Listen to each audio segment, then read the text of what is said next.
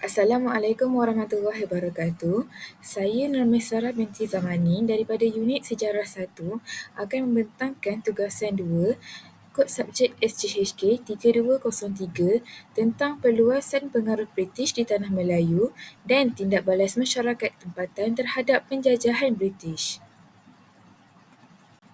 Sebelum itu, dalam video ini saya akan menerangkan tentang pengenalan faktor-faktor pengaruh British di Tanah Melayu, Perjanjian Pangkor, pembentukan negeri-negeri Selat, pembentukan negeri-negeri Melayu bersekutu, negeri-negeri Melayu tidak bersekutu, perjuangan Nur Said dan juga perjuangan Datuk Bahaman. Sebelum itu, mari kita lihat pengenalan terlebih dahulu. Perluasan pengaruh British di Tanah Melayu merupakan satu peristiwa yang penting dalam sejarah negara kita, khususnya dalam konteks penjajahan dan juga kolonialisme di Asia Tenggara. Bermula pada akhir abad ke-18, kehadiran British di rantau ini didorong oleh kepentingan strategik dan ekonomi, khususnya dalam memastikan laluan perdagangan yang selamat serta menguasai sumber alam yang berharga seperti biji timah dan juga getah. Melalui perjanjian diplomatik, pengambil alihan wilayah dan juga pengenalan serta pentadbiran baru, British secara beransur-ansur mengukuhkan kedudukan di Tanah Melayu. Kehadiran mereka membawa perubahan besar dalam struktur politik, ekonomi dan juga sosial tempatan yang turut meninggalkan kesan jangka yang panjang sehingga ke era kemerdekaan. Terdapat pelbagai faktor yang mendorong British campur tangan di Tanah Melayu. Yang pertama ialah kekayaan hasil bumi. Golongan saudagar swasta dan pegawai-pegawai kolonial di negara-negara Selat mendesak kerajaan British mengubah dasar tidak campur tangan kerana mereka melihat negeri-negeri Melayu mempunyai kekayaan yang banyak, terutamanya hasil bumi seperti biji timah, emas, biji besi dan juga arang batu. Menurut Ong Hak Cheng pada tahun 1966, saudagar-saudagar tertarik untuk melabur dalam industri pelombongan, terutamanya di Perak dan juga Selangor. Yang kedua ialah faktor keadaan politik yang tidak stabil. British juga campur tangan di Tanah Melayu kerana keadaan politik di negeri-negeri Tanah Melayu ketika itu, terutamanya di Perak, Selangor, Pahang dan Negeri Sembilan, sentiasa bergolak disebabkan pertikaian dalam kalangan kerabat diraja dan juga pembesar atas sebab perebutan tahta dan perebutan kawasan. Keserabutan ini ditambah lagi dengan konflik antara pembesar dan juga pergaduhan kongsi gelap Cina iaitu Gihin dan juga Haisan. Pada masa yang sama, permintaan biji timah juga meningkat akibat revolusi perindustrian yang berlaku di Eropah. Faktor ini mengakibatkan persaingan berlaku antara kuasa-kuasa Eropah untuk menguasai negeri-negeri di alam Melayu yang kaya dengan bahan mentah, terutamanya biji timah. Kemudian, pada tahun 1870, Lord Kimberley dilantik sebagai Setiausaha Pejabat Tanah Jajahan dan mengarahkan Sir Andrew Clark untuk melaporkan langkah-langkah yang boleh diambil oleh kerajaan British untuk memulihkan keamanan di Tanah Melayu. Hal ini kerana pada ketika itu, kemungkinan Jerman akan mencampur tangan di Selangor. Jadi, Sir Andrew Clark yang menggantikan Sir Harry Ord sebagai Gubernur Negeri-Negeri Selat pada bulan November 1873 merupakan sebab campur tangan British di negeri-negeri Melayu. Atas inisiatif sendiri, beliau mengambil keputusan untuk mencampur tangan di Perak pada bulan Januari 1874, Selangor, Negeri Sembilan dan juga Pahang. Perluasan koloni British kemudiannya diperluaskan ke Kedah, Perlis, Kelantan, Terengganu dari tahun 1909 hingga 1914. British Malaya yang wujud pada tahun 1914 berpecah kepada 3 kategori iaitu negeri-negeri Selat, negeri-negeri Melayu bersekutu dan juga negeri-negeri Melayu tidak bersekutu. Seterusnya, kita beralih kepada Perjanjian Pangkor.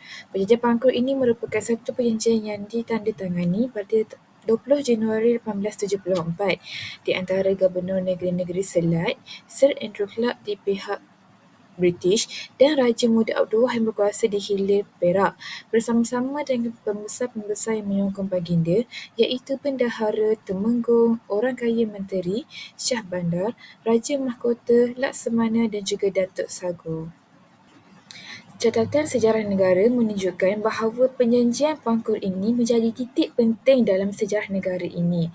Perjanjian ini mencetus perubahan asas dalam politik dan hubungan kuasa di tanah Melayu. Perjanjian ini memberi kebenaran dan peluang untuk British mencampuri urusan negeri Perak.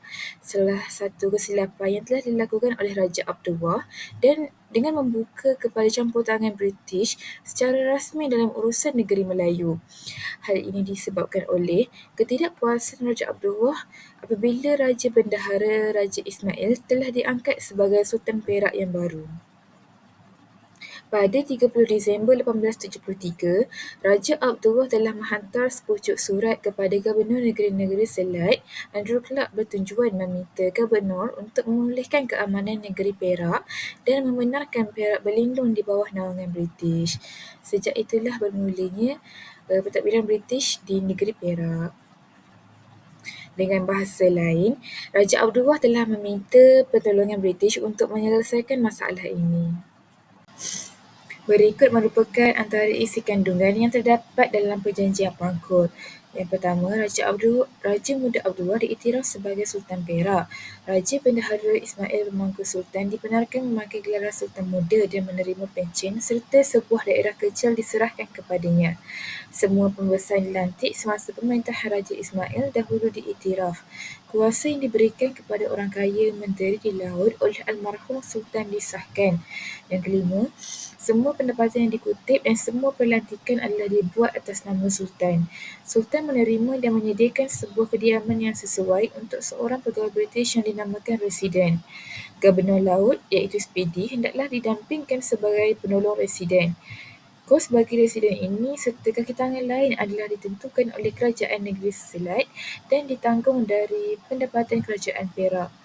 Pendapatan bagi Sultan, Bendahara, Menteri dan pegawai-pegawai lain adalah dibayar melalui pendapatan Kerajaan Perak dan juga pungutan dan kawalan semua pendapatan dan pentadbiran am negeri ini ditadbir di bawah nasihat Presiden. Ini ialah huraian daripada isi kandungan Perjanjian Pangkor tadi, iaitu perkara 1, Raja Abdullah diiktiraf sebagai Sultan Perak yang sah oleh British menggantikan Raja Ismail yang terpaksa melepaskan tuntutannya terhadap tahta. Sebagai balasan, Raja Abdullah bersetuju untuk menerima kehadiran British sebagai penasihat dalam pentadbiran negeri.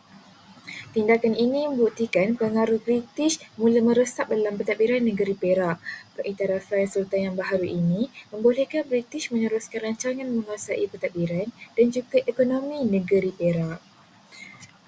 Seterusnya ialah perkara 5 di mana British diberi kuasa untuk melibatkan diri dalam ekonomi politik negeri Perak. Umpamanya, G.W.W. Birch, Residen British yang pertama di Perak, telah melantik pegawai British untuk memungut cukai dan melenyapkan tradisi lama, iaitu sepatutnya Sultan dan pemerintah yang memungut cukai. Apabila pembesar tidak mengendahkan arahan Birch supaya pembesar berhenti memungut cukai, Birch telah membakar rumah Raja Ngah iaitu Tengku Panglima Besar. Birch juga mula memperkenalkan cukai tambahan kepada orang Melayu iaitu cukai kelamin, tetapi diberikan pengecualian kepada Sultan Abdullah, Sultan Ismail, kerabat diraja, Pesuruhjaya dan penolong Pesuruhjaya bagi Ratu Inggeris, pengawal Pesuruhjaya, ahli pasukan polis, orang besar 4, 8, 16 dan juga penolong Cina. Hal ini jelas memperlihatkan penindasan British terhadap orang Melayu, malah setiap tongkang akan dikenakan cukai tahunan.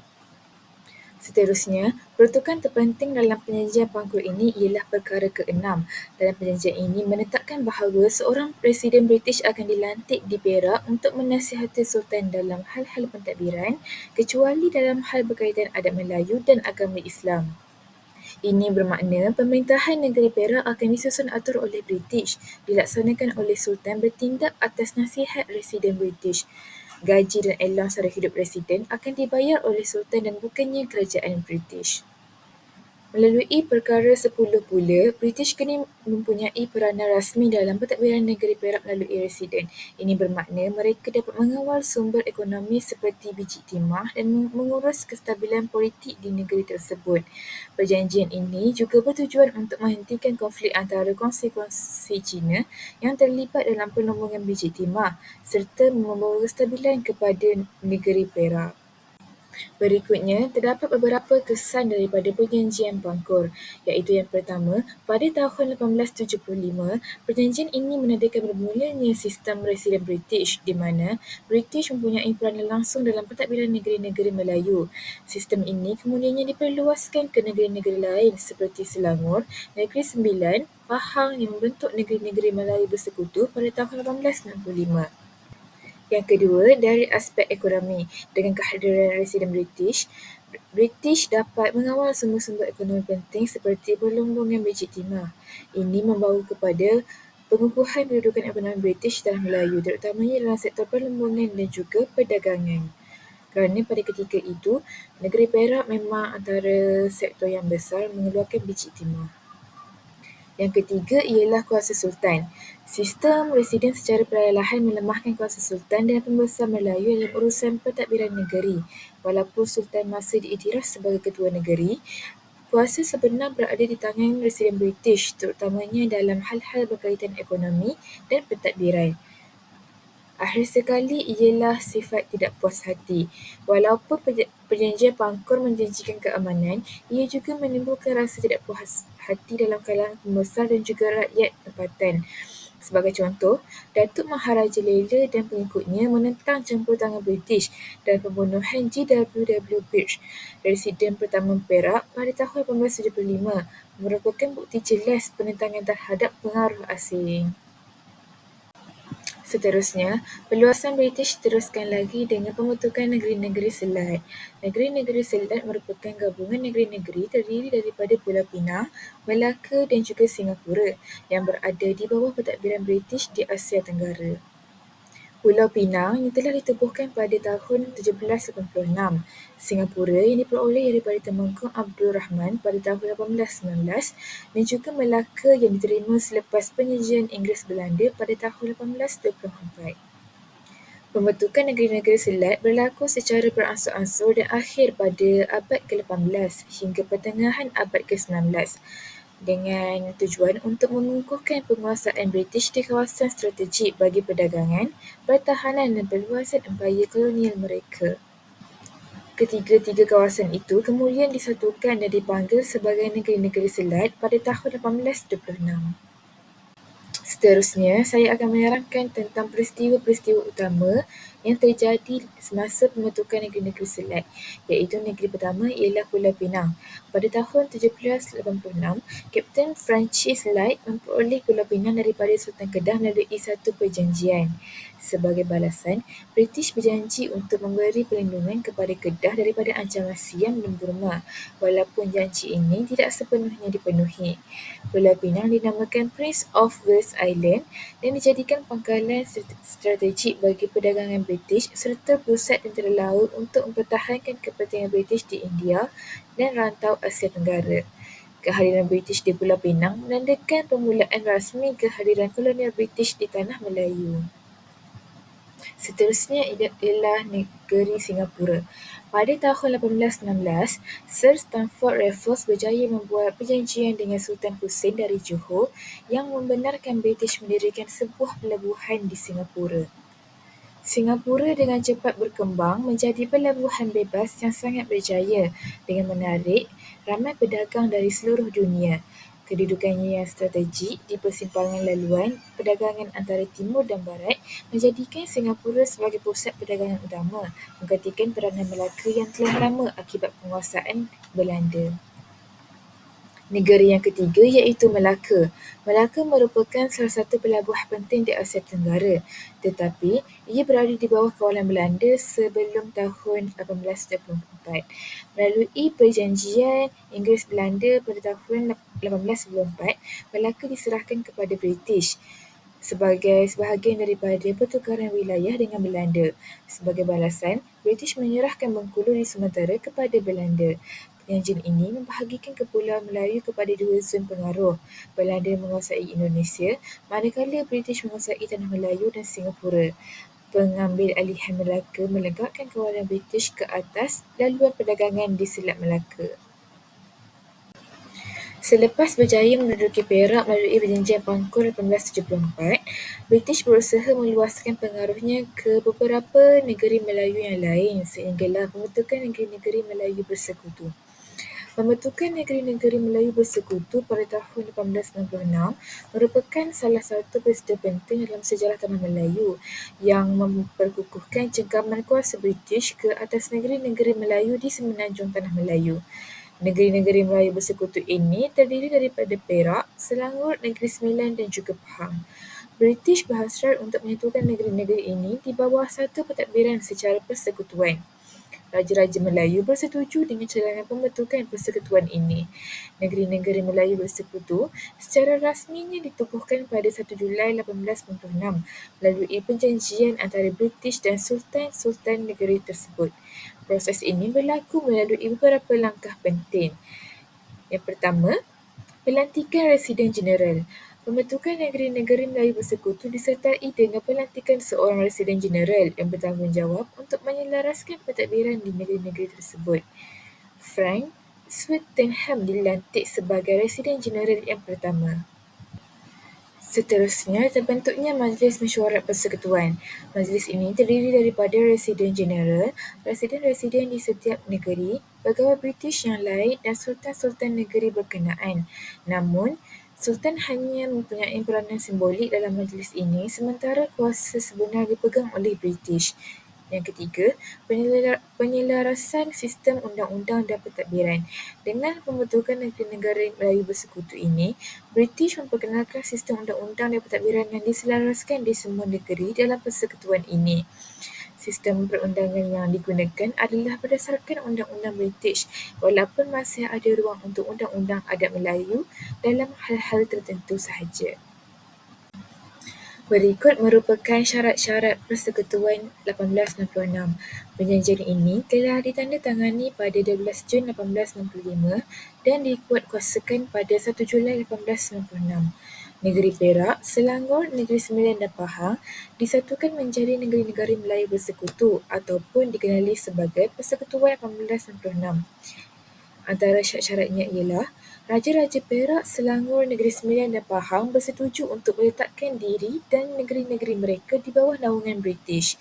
Yang kedua, Raja-Raja bersetuju untuk membentuk negeri-negeri mereka dalam sebuah persekutuan yang dikenali sebagai negeri-negeri naungan British. Yang ketiga, Raja-Raja tersebut hanya akan menjalankan kuat kuasa di negeri-negeri masing-masing. Yang keempat, Raja-Raja bersetuju untuk menerima seorang pegawai British bergelar Residen Jeneral yang akan menjadi ejen dan wakil kerajaan British.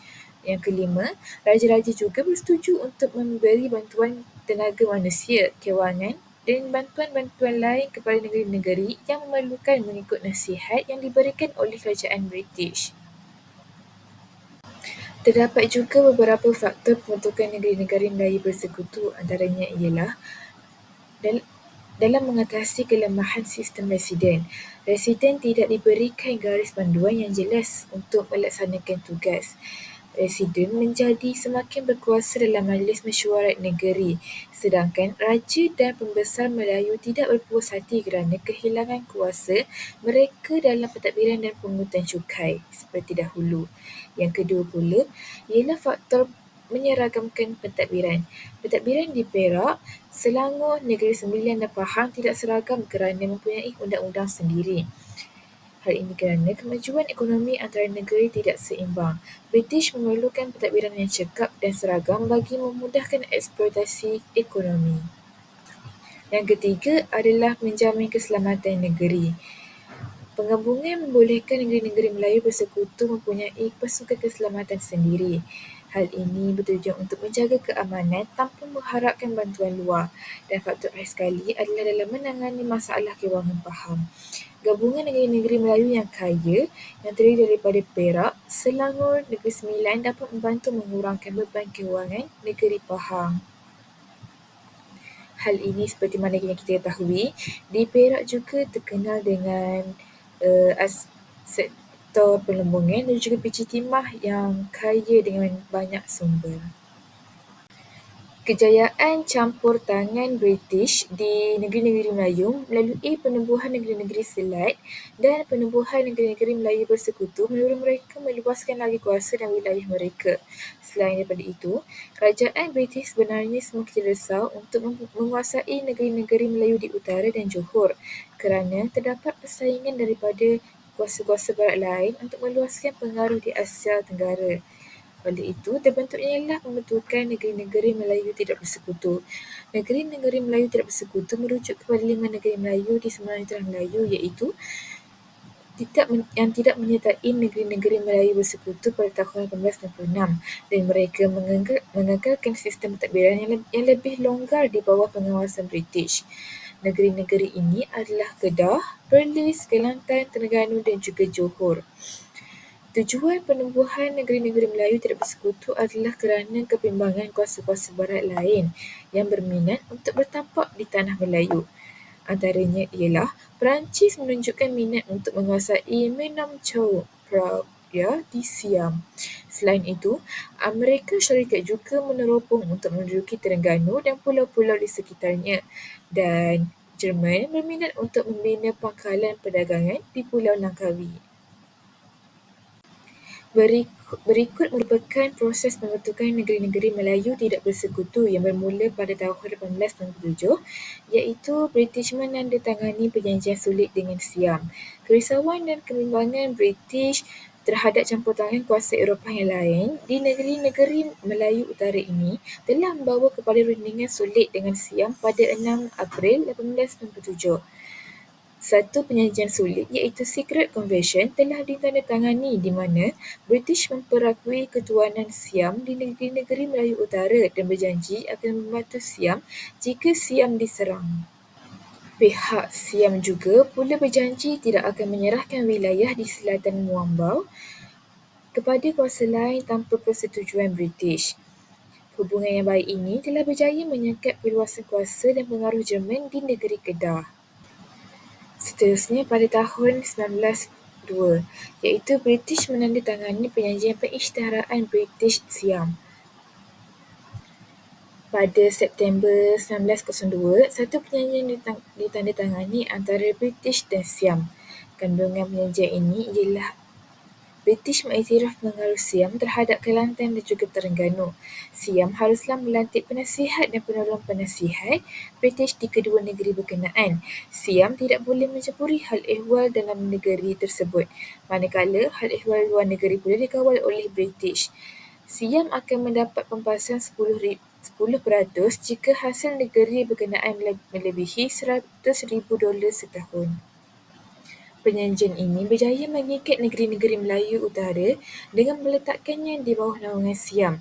Pegawai British dilantik menjadi penasihat Sultan. Pada tahun 1902 pula, British berjaya mengukuhkan kuasanya di negeri-negeri Melayu Utara dengan menandatangani perjanjian Bangkok dengan Siam. Selepas kira-kira 2 tahun perundingan diadakan antara British dan Siam, termeterailah perjanjian Bangkok atau perjanjian British Siam pada 10 Mac 1909. Perjanjian Bangkok ini mengandungi 8 perkara dan melibatkan isu pemindahan kuasa naungan kerajaan Siam ke atas negeri-negeri Melayu Utara dari kerajaan Siam kepada British. Dan hingga 1914, negeri terakhir iaitu Johor menerima penasihat British.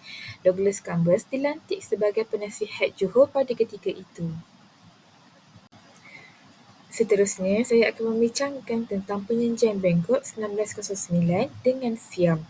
Perjanjian Bangkok ini ditandatangani pada 10 Mac 1909 yang mengandungi beberapa perkara utama iaitu Siam menyerahkan negeri Kedah, Perlis, Kelantan dan Terengganu kepada British. Siam bersetuju tidak akan menyewakan mana-mana wilayahnya kepada kuasa-kuasa asing tanpa terlebih dahulu mendapat kebenaran daripada British. Rakyat British yang tinggal di Siam boleh memiliki tanah dan menerima kemudahan seperti rakyat Siam. Negeri-negeri Melayu bersekutu membiayai kos bagi pembinaan landasan kereta api dengan kadar faedah 4% yang akan dibina oleh jurutera British. Dalam perjanjian ini juga, seorang pegawai British dilantik sebagai penasihat di Kedah, Perlis, Kelantan dan Terengganu. Kelantan menerima penasihat British pada tahun 1910, manakala Terengganu menerima pegawai British bertaraf konsul pada bulan April 1910. Penasihat British dilantik di Terengganu pada tahun 1919. Kedah pula menerima penasihat British pada 15 Julai 1910 dan akhir sekali ialah Perlis menandatangani dengan Britain pada tahun 1930. Terdapat juga beberapa kesan pembentukan negeri-negeri Melayu tidak bersekutu. Antaranya ialah pengekalan kedudukan Sultan. Sultan dikekalkan sebagai puncak kuasa pentadbiran negeri. Sultan juga masih mempunyai kuasa dalam agama Islam dan adat istiadat Melayu. Pembesar tidak lagi kutip cukai dan pajak tetapi diberi elang dan pencen. Yang kedua pula ialah pengenalan birokrasi barat. Penasihat British menentukan dasar pentadbiran negeri sehingga mengurangkan kuasa Sultan dan Pembesar. Jabatan-jabatan baharu turut diperkenalkan di setiap negeri. Dan akhir sekali ialah penerusan sistem pentadbiran tradisional. Sistem jemaah menteri, majlis negeri dan peraturan dalam undang-undang tubuh kerajaan diteruskan. Yang kedua, Pembesar Melayu menjadi peneraju sistem pentadbiran negeri. Jadi, selepas itu saya akan menerangkan pula tentang tindak balas masyarakat tempatan terhadap penjajahan British. Saya akan menerangkan perjuangan tokoh yang pertama dahulu iaitu perjuangan Dor Said. Mereka merupakan latar belakang beliau. Dr. Said atau nama sebenarnya ialah Abdul Said bin Omar. Beliau merupakan seorang tokoh yang gagah dan hebat dalam mengukir sejarah negeri Melaka. Beliau berketurunan suku Semenenggang. Beliau lahir pada tahun 1773 dan meninggal dunia pada tahun 1849 ketika berusia 76 tahun. Beliau juga dilantik sebagai penghulu Naning yang ke-9 pada usia 26 tahun selepas menghentikan penghulu Anjak pada tahun 1799. Ketika itu beliau berusia 26 tahun. Datuk Dor Said juga dikenali sebagai Datuk Naning. Seterusnya, saya akan membincangkan tentang sebab-sebab berlakunya penentangan Dor Said, iaitu yang pertama adalah untuk mempertahankan kemerdekaan Naning. Pada tahun 1824, British dan Belanda telah menandatangani perjanjian Inggeris-Belanda. Dalam perjanjian tersebut, Melaka diserahkan kepada British. Dor Said menolak kenyataan British yang mendakwa Naning adalah sebahagian daripada Melaka. Beliau memandang Naning sebagai negeri yang bebas daripada pemerintahan British. Yang kedua adalah menentang bayaran cukai.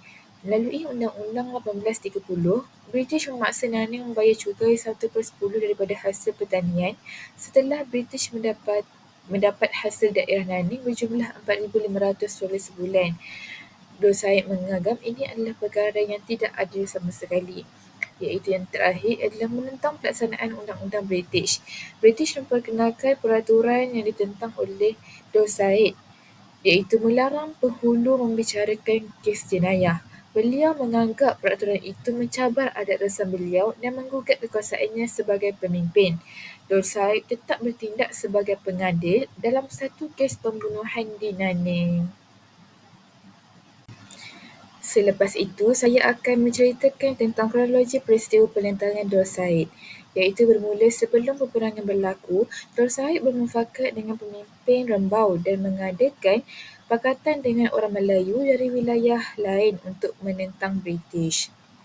Antaranya termasuklah Yang Tuan Muda Raja Ali dari Rembau, Pembesar Seri Menanti, Penghulu Gemenceh, Datuk Kelana Sungai Ujong, Penghulu Remai dan Richard, Penghulu Linggi, Johor dan Ulu Muar.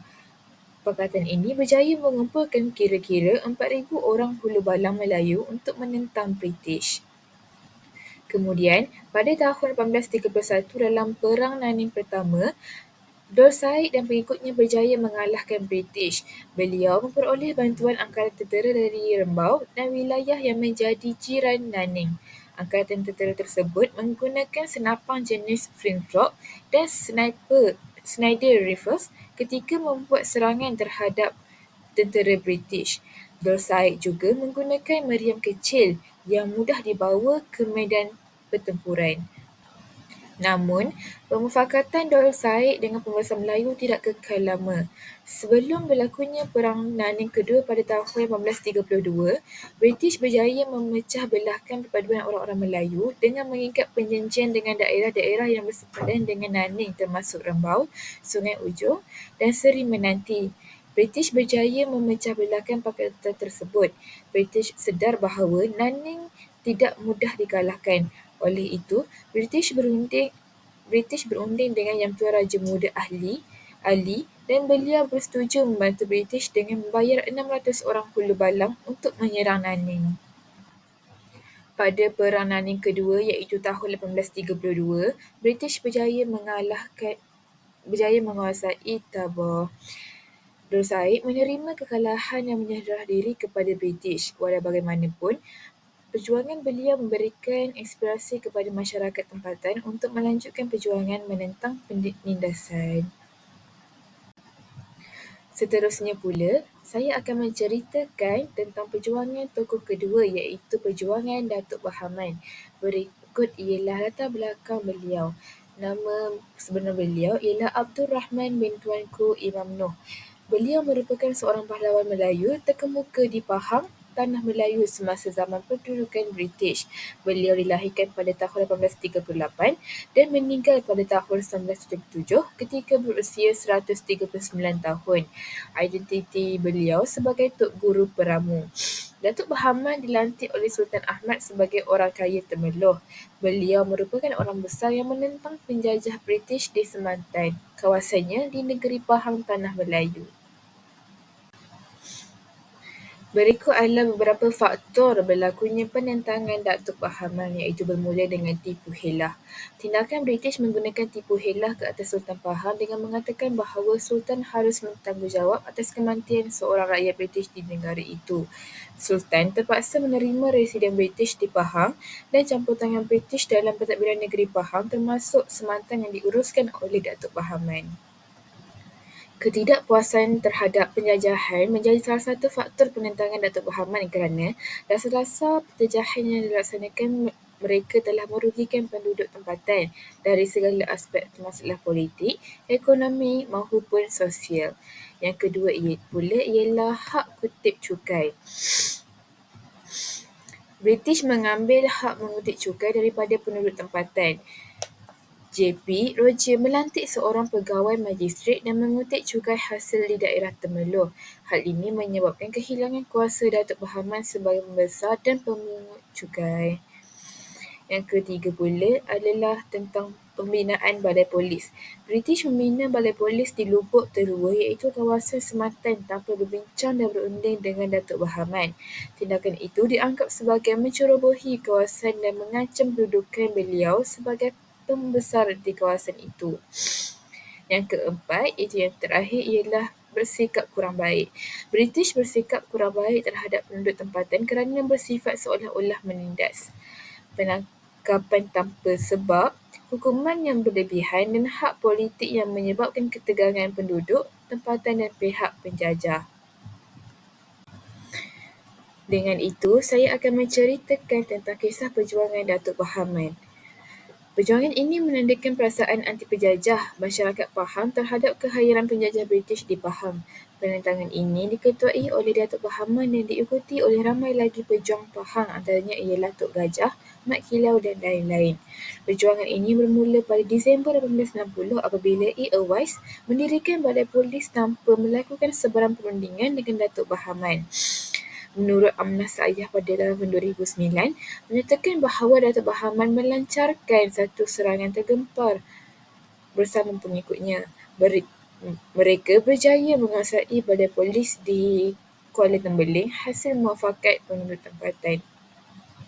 Seterusnya, Datuk Bahaman melakukan penentangan secara terbuka pada tahun 1891, iaitu peristiwa serangan mengejut ke atas CEB Desborough pada 16 Disember 1891 kerana menangkap 3 orang pengikutnya yang didakwa mengutip hasil hutan tanpa kebenaran. Dalam hal ini, Datuk Bahaman dan pengikutnya menyerang balai polis Lubuk Terua sehingga tercetusnya perang. Dalam serangan tersebut, pihak Desborough telah kalah dengan mereka melarikan diri ke Temerloh. Pada 26 Disember 1891, Hood Residen membawa 200 anggota tentera untuk menawan semula Lubuk Terua namun tewas dan berundur. Mereka tewas dalam pertempuran di Kampung Kelubi, kubu kedua pertahanan Datuk Bahaman. Clifford berundur dan meminta bantuan dari Singapura. Pada Januari 1892, British memaksa Sultan Wan Ahmad menamatkan kebangkitan rakyat Pahang. Gerakan Sultan ditubuhkan dan berjaya mengalahkan pasukan Datuk Bahaman. Pada Mac 1892, Datuk Bahaman menawan semula Lubuk Terua dan mendapat sokongan daripada Tok Gajah dan anaknya Mat Kilau. Pada 14 Jun 1894, beliau dan 100 pengikutnya menawan semula Kuala Tembeling dan Jeram Ampai. British bertindak dengan menghantar Kolonel Walker. Datuk Bahaman, Tok Gajah dan Mat Kilau berundur ke Kelantan.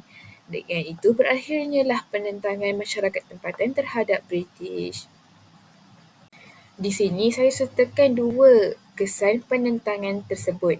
Yang pertama ialah aspek keberanian. Tokoh Datuk Bahaman dan pengikutnya memperlihatkan keberanian dalam menentang British. Kedudukan British di Pahang tergugat dengan semangat patriotisme pahlawan Pahang. Yang kedua ialah aspek hutang. Pihak British menangguh hutang yang banyak selama 4 tahun atas kebangkitan pahlawan. Sultan Ahmad juga dipaksa membayar $7,200 setahun bagi menyelesaikan hutang tersebut. Sebagai penutup, dapatlah disimpulkan bahawa penlibatan British di negeri-negeri Melayu didorongi oleh kepentingan ekonomi. Selain itu, pergolakan dan permasalahan yang timbul yang wujud di negeri-negeri Melayu ini mempercepatkan pelibatan British untuk campur tangan dan menguasai negeri-negeri tersebut. Di samping itu, semangat orang-orang dalam menentang penjajah telah menyedarkan British bahawa kedatangan mereka tidak diterima oleh masyarakat tempatan. Oleh hal yang demikian, kesungguhan dan kebangkitan masyarakat tempatan dalam berjuang mempertahankan tanah kelahiran mereka daripada dijajah tidak harus dipandang rendah. Oleh itu perlulah untuk kita memahami sejarah dengan mendalam agar dapat meningkatkan nilai patriotisme dalam diri masing-masing.